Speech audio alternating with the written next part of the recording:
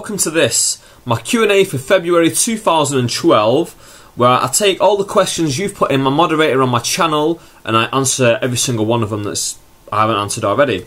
So let's get into it, shall we? First question from Young's Bodyguard. What singles guy from any other wrestling company would you like to see in the WWE? Well, I'll go one step further here. I'll give you a list of guys from every other wrestling company that I follow. So let's start with TNA. From TNA, I'd love to see Samoa Joe. Obviously, AJ Styles is the obvious answer that everyone would give, but the generic answer. But I'd love to see Samoa Joe in the WWE. I think they could really do some good stuff with him. From ROH, I'd like to see Tommaso Ciampa. People might be thinking he's not that great, but the thing is, he's very much the WWE style, I believe, and I think they could really go places with Tommaso Ciampa. Well, Tommaso Ciampa could go places with the WWE, more like. From Chikara, probably... who from Chikara? No one really stands out as a singles guy from Chikara. They're mostly tag teams, so there's no really one... Pinky Sanchez, actually.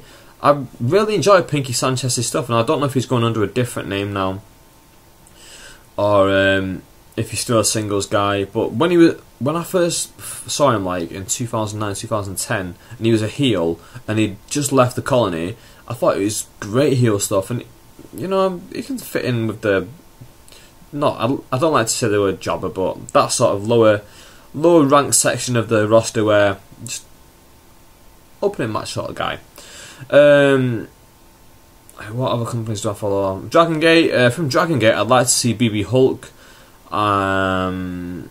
Not so much Shima. What's he called? Naruki Doi. I really like Naruki Doi. Dragon Kid would be great. Imagine a feud between Dragon Kid and Rey Mysterio. And from New Japan, I would love to see Shinsuke Nakamura or Marufuji. Naomichi Marufuji is really good as well. So I'd love to see all of those guys from all those companies. Any of those guys could come to WWE. From RVD Rules, didn't know about the moderator thing. How did you add it to your YouTube account? I can't really remember, to be honest. I think if you go to the edit your page section, there's an option in there to do it. And I don't know if you've answered this before or not, but who is your favourite and least favourite wrestler? So, at the moment, my favourite wrestler is probably Kevin Steen. Not that I don't really want to be one of these guys who says, "Oh, Kevin Steen's the best wrestler in the world," because I don't see enough of his stuff to say he's my favourite wrestler. But if I hear that Steen's been main eventing on this card, or Steen's on this card, it makes me really want to watch that card. And more than anybody else, you could put anyone else in the world on a card and say this guy's on it. But of everyone, Steen's the only one who'd make me go, "Oh, I've got to see this card. Actually, I've really got to watch this." Least favourite wrestler, but yeah, my general favourite wrestler is Daniel Bryan. I see a lot of his work, so he's more of a guy I'd feel comfortable with saying he's the best, my favourite. And least favourite, Carly, Ezekiel Jackson. Take a pick out of any of them. From Mr. Undertaker the Man in Flint, Michigan, what is your favourite pay-per-view and why? I really hope you don't say Mania 17. It's so generic. Anyways, thanks for answering. The thing is about WrestleMania 17 is I don't like it as much as everyone else anyway, so I wouldn't say that. My favourite pay-per-view, WWF Canadian Stampede's really good. Yeah, I'd probably have to go with that. That's the first one that sticks out in the front of my mind. I'll probably be kicking myself later and think, "Oh shit, why didn't I say this one?" But the first thing that's come to my mind is Canadian Stampede in Your House 15, I think it was. From Lil Nick Thug Life Yorkshire, do you think after finding the IWC it's harder to view wrestling as a fan and not as a mark? Me myself now find it more difficult watching it as a fan, as I know the inner workings a bit more. Do you feel the same? Yeah, I completely agree. Because I find myself watching matches and picking out little bits and saying, "Oh, that wasn't right, this wasn't right," and I don't really like to do that. I like to just sit and enjoy it, but I can't. I honestly, very rarely can I just watch a match and just watch it for what it is. it's only really when I watch Japanese wrestling and stuff like that I can really watch it as a fan, because I don't know the storylines, what's going on. I can't understand what the commentator's saying, and because it's such a different style, I can enjoy it that little bit more. Not to say that I don't think it's better than American wrestling. A lot of people will say, "Oh, Japanese wrestling is better." I honestly don't think it is, but because of the language barrier, I can sort of appreciate it more, because it makes me be more of a fan, like wanting to learn more and being in that more bigger phase of being a fan rather than a critic of it.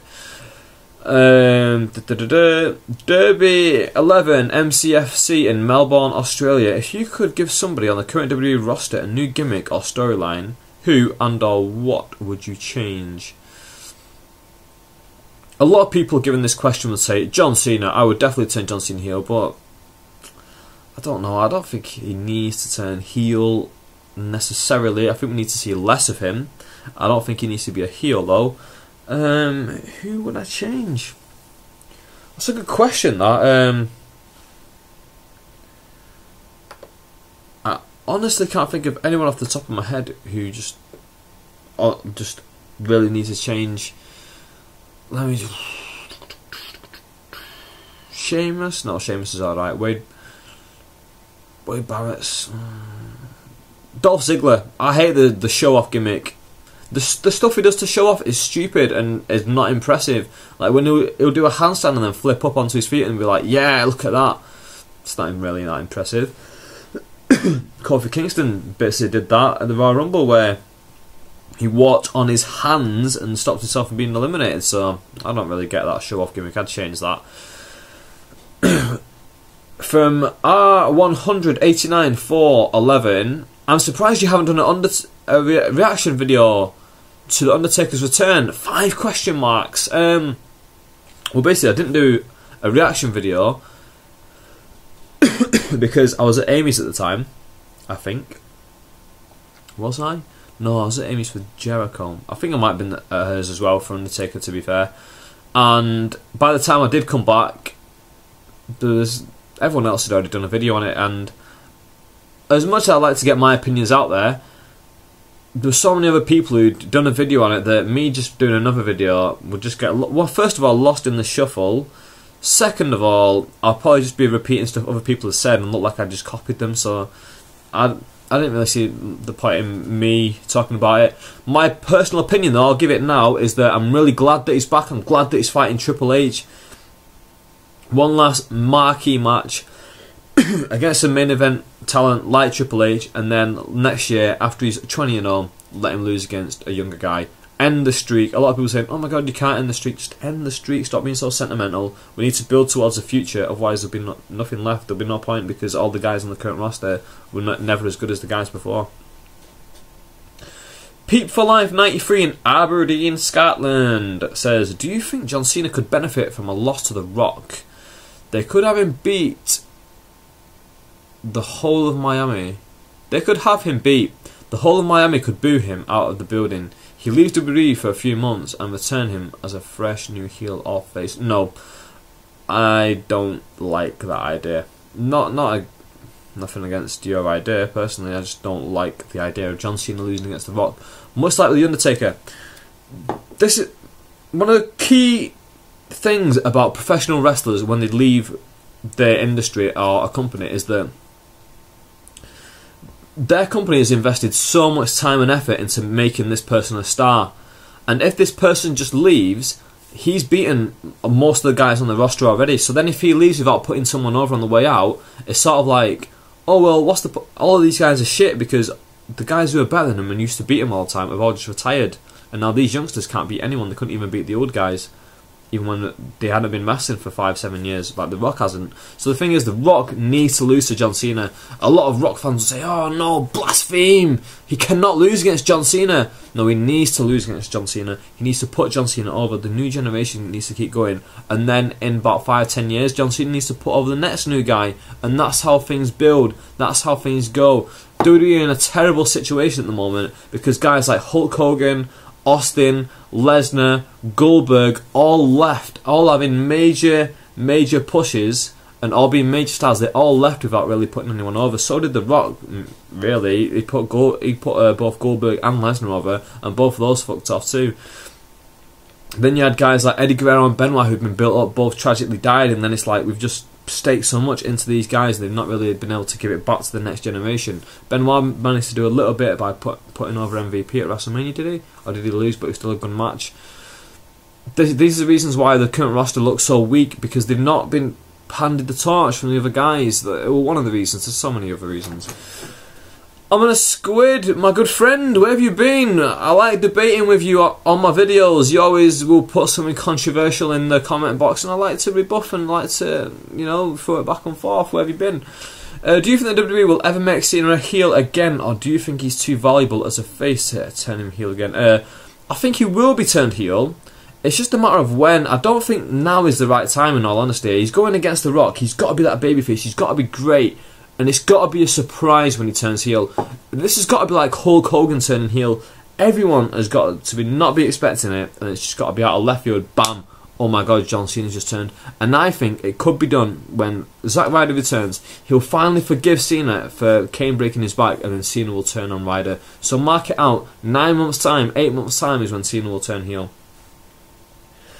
Next, after this feud with Cena is over, do you think Kane will remain relevant in the main event picture? From Cody Y. No, Cody T. 3212. Will Kane be relevant in the main event picture?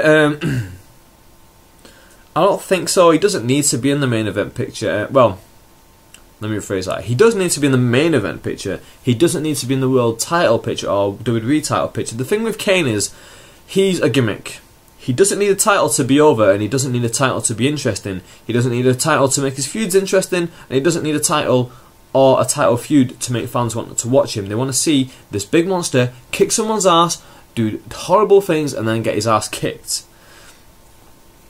I'll say this all the time. Kane is the stereotypical villain from a horror film. He's got the mask. He's huge. He's the monster. They destroyed him as a child, and still he came back. Still he fought back through all that. He had a mask, he took the mask off, he puts it back on just because he's that sort of evil guy.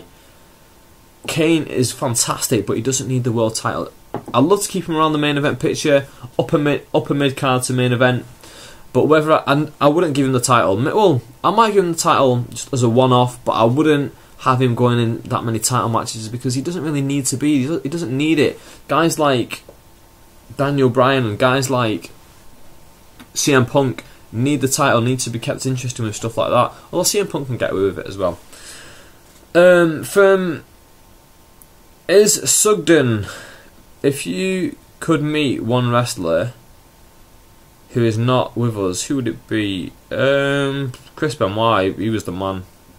He did some horrible stuff at the end of his life, but yeah, he was the man. I've just reviewed a book about Benoit, so that'll be up on my channel probably after WrestleMania sometime, because at the moment I'm going to be uploading lots of WrestleMania reviews, aren't I? So yeah, the book review of Benoit will be up after WrestleMania. I suggest you check that out if you're a fan of Benoit, and then after that, if you'd like me to do a subsequent video on Benoit, I may do one.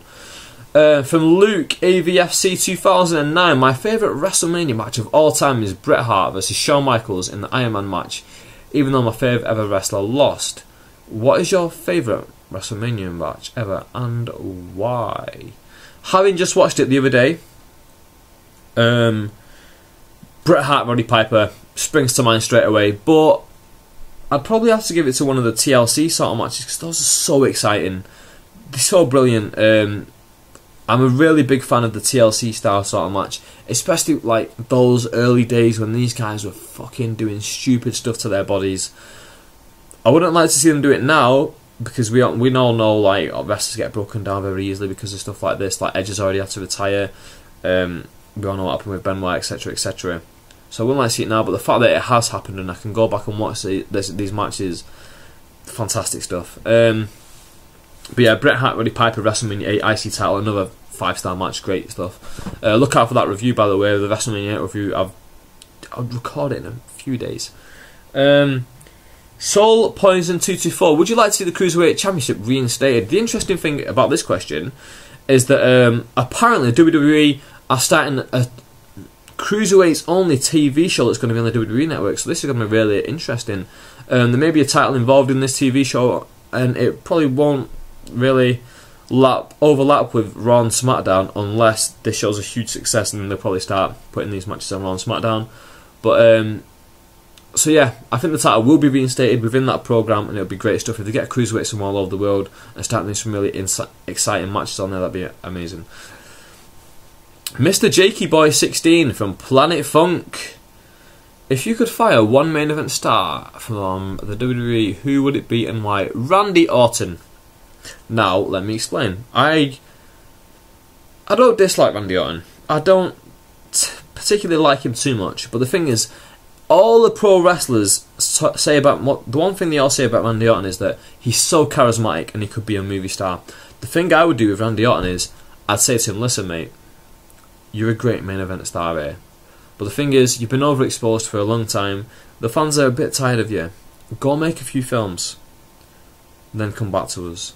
He'll be worth so much more having gone to the movies, and also he'll be so much better off from us getting a break for him, because when people come back we miss them so much, and we're like, oh my god, I can't believe this person's returned. It can be someone rubbish. The Royal Rumble, Road Dogg comes back. I'm being phoned. I'm going to have to wind this video up. Next one, My Mr. Wrestling, when will the world end? I've no idea. Thanks for watching, subscribe, comment below, and I'll see you later.